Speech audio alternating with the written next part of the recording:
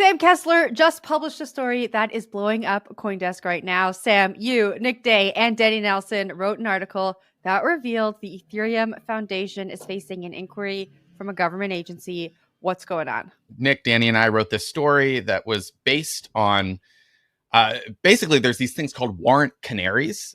This is pretty interesting and kind of an aside to the story itself, but people should know about this. There's these things called warrant canaries that crypto protocols and other companies will put on their websites that say, hey, we haven't been reached out to by a government agency. The idea being that when that thing is not on their website, meaning they took it off the website, we as members of the public know that, hey, even though they can't say if they remove it, it means they have been reached out to. I think I just made that way more convoluted than it is. Basically, they took this thing off their website. Okay, as an extra aside, I mean, as journalists, are you just checking websites for the removal of these warrant canaries all the time? We should be.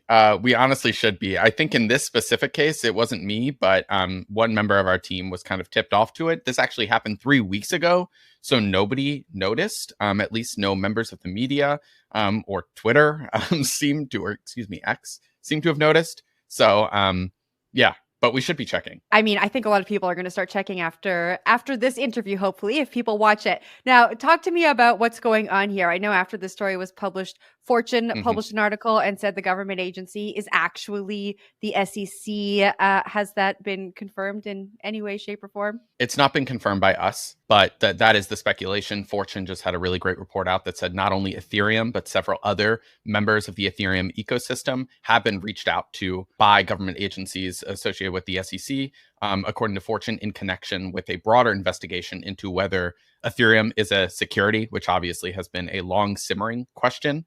That's the gist of it. The Ethereum Foundation, we haven't explained this, by the way, is the core nonprofit tasked with kind of stewarding development of the Ethereum ecosystem. They're the ones that we reported on that got this inquiry from a state agency. They didn't say who, but with this other reporting and some more reporting that we've been doing offline since the story's been published, we're getting a clearer picture of what this all means. You know what I think is interesting? That these two stories were published in the same day. The fact that Bloomberg analysts said the ETH ETF will likely not be approved in May, and then totally unrelated, we have this story that comes out hours later, and it says that the SEC is possibly looking into the Ethereum Foundation. Do you think that this inquiry has to do with the potential for an ETH ETF? I mean, it does and it doesn't.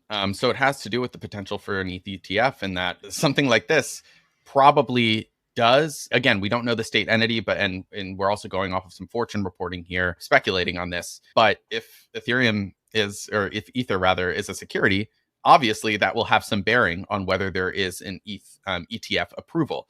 And one imagines that the timing of these inquiries, if not explicitly related to trying to put a halt on these approvals, is tied to them wanting to kind of use the looming, the pending approvals as a kind of like doorway into doing this broader investigation that it seems like they're currently doing.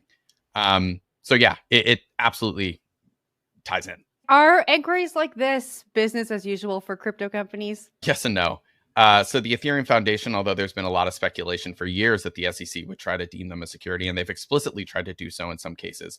This, to my knowledge, is the first time the Ethereum Foundation has gotten an inquiry like this from a state agency. And it sounds like it's a subpoena. We have this on background in our story. This would be, if it is the SEC, the first time we've seen something like this. So yeah, that is rare. Is it rare for crypto companies to be reached out to by the SEC?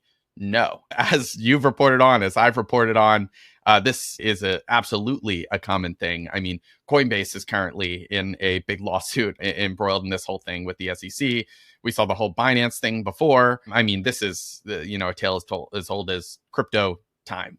These sorts of things, but it's not business as usual for Ethereum.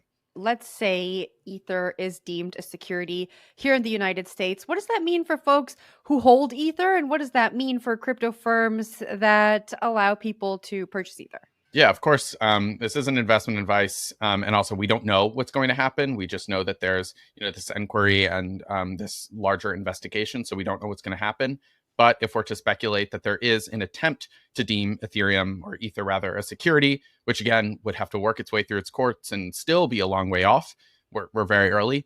That would, one imagines, be a negative thing, at least for the Ethereum ecosystem, because at the very least, it would inject, some sort of uncertainty with regards to how the token can be traded, through what venues, and how other platforms could, prop themselves up on the wider network. So it would absolutely be relevant and probably not a positive thing, one imagines.